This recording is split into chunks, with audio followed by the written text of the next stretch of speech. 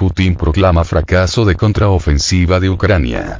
Hay 26.000 bajas. El presidente ruso, Vladimir Putin, asegura en conversaciones con su homólogo bielorruso que la contraofensiva de las Fuerzas Armadas de Ucrania ha fracasado. Durante una reunión mantenida este domingo en las afueras de la ciudad rusa de San Petersburgo, cuando el presidente de Bielorrusia, Alexander Lukashenko, sostuvo que no hay contraofensiva ucraniana, Putin respondió que existe, pero ha fallado. Putin confirmó que, durante las batallas de las últimas 24 horas, las tropas rusas han destruido un número récord de equipos occidentales, incluidos más de 15 tanques Leopard y más de 20 vehículos de infantería Bradley. Asimismo, estimó que las bajas del ejército ucraniano ya han superado las 26.000 personas desde el comienzo de la contraofensiva de Kiev el pasado 4 de junio. El gobernante ruso también consideró que los mercenarios extranjeros que luchan del lado de Ucrania están sufriendo pérdidas significativas debido a su estupidez, y responsabilizó de estas bajas a los gobiernos que envían elementos a luchar para Kiev. Los ciudadanos de los países cuyos gobiernos envían a mercenarios a Ucrania deben estar al tanto de lo que está sucediendo, y Rusia informará a la gente para que evalúe las acciones de sus gobernantes, remarcó. Ucrania comenzó su tan esperada contraofensiva a principios de junio, pero hasta ahora solo ha logrado pequeños avances contra las bien atrincheradas fuerzas rusas que controlan más de una sexta parte de su territorio después de casi 18 meses de guerra. El presidente ucraniano, Volodymyr Zelensky, admitió en los últimos días que el contraataque va más lento de lo esperado. Al ver que esta operación de Ucrania no ha tenido los resultados que se esperaba, pese a las ingentes cantidades de armas occidentales, algunos miembros de la Organización del Tratado del Atlántico Norte, OTAN, han expresado su preocupación por cuánto tiempo y a qué coste tendrán que seguir apoyando a Kiev.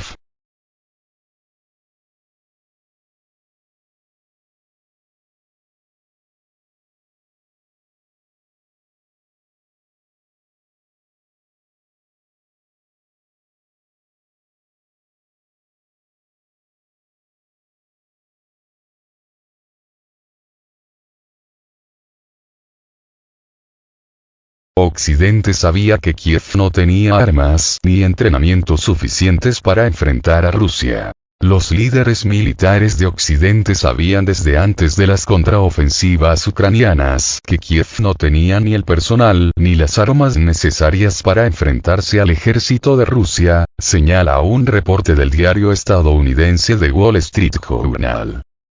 Con base en fuentes gubernamentales, el medio afirma que, a pesar de ello, los aliados de Ucrania apostaron por apoyar las contraofensivas esperando que el coraje y el ingenio de los soldados ucranianos fueran suficiente para avanzar. Sin embargo, no sucedió así, sostiene el rotativo. No lo han hecho. Los campos de minas profundos y mortales, las fortificaciones extensas y el poder aéreo ruso se han combinado para bloquear en gran medida los avances de las tropas ucranianas, advierte el artículo. También señala que la campaña ucraniana corre el riesgo de caer en un punto muerto debido a las formidables fuerzas aéreas de Moscú que impiden los movimientos en tierra. A esto se suma que la administración Biden evalúa qué tanto puede afectar el apoyo a Kiev, sobre todo en el tema de la aprobación ciudadana y la popularidad del Partido Demócrata, ya que el próximo año el país norteamericano llevará a cabo elecciones presidenciales, en las que Biden podría reelegirse. Esta situación, indica el medio, ha generado tensiones entre los aliados de la Organización del Tratado del Atlántico Norte, OTAN, como quedó en evidencia en la pasada cumbre de la alianza, en Lituania, a mediados de julio.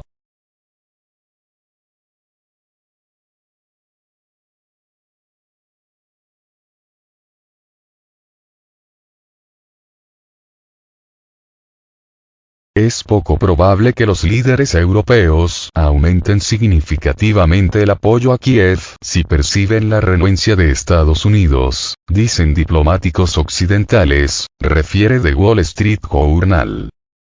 Expertos militares consultados por el diario coinciden en que el país gobernado por Volodymyr Zelensky necesita más entrenamiento en maniobras militares complejas, así como más blindaje y mejores defensas aéreas. Sin embargo, la posibilidad de que Washington autorice el envío de aviones de combate F-16, largamente solicitados por Kiev, no se ve cercana.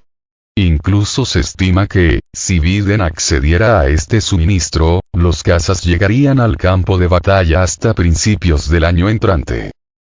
Esto podría complicar aún más la contraofensiva ucraniana, ya que, según la doctrina militar occidental, para realizar un ataque en este contexto se requiere una sólida fuerza aérea, además de un número de tropas que tripliquen a las de Rusia, situación que no ocurre. Estados Unidos nunca intentaría derrotar una defensa preparada sin superioridad aérea, pero ellos los ucranianos no tienen superioridad aérea. Es imposible exagerar lo importante que es la superioridad aérea para luchar en una pelea terrestre a un costo razonable en bajas, declaró a The Wall Street Journal el teniente coronel retirado del ejército estadounidense, John Nagl, quien además es profesor asociado de estudios de combate en la Escuela de Guerra de Estados Unidos. Según el diario, a medida que disminuye la probabilidad de que Ucrania logre avances en sus contraofensivas, se abre la inquietante perspectiva para Washington y sus socios europeos de un conflicto más largo que requiera de una nueva y enorme inyección de armamento sofisticado y más entrenamiento para las fuerzas de Zelensky.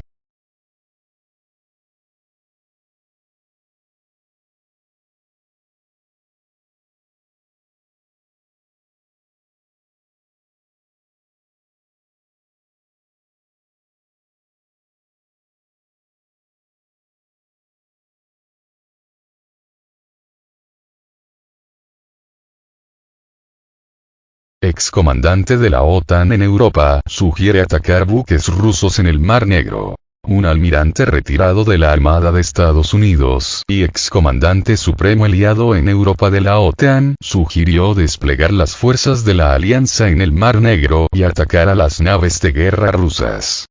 Sus palabras llegan luego de que la defensa rusa advirtiera que los buques con destino a puertos ucranianos serán considerados como militares.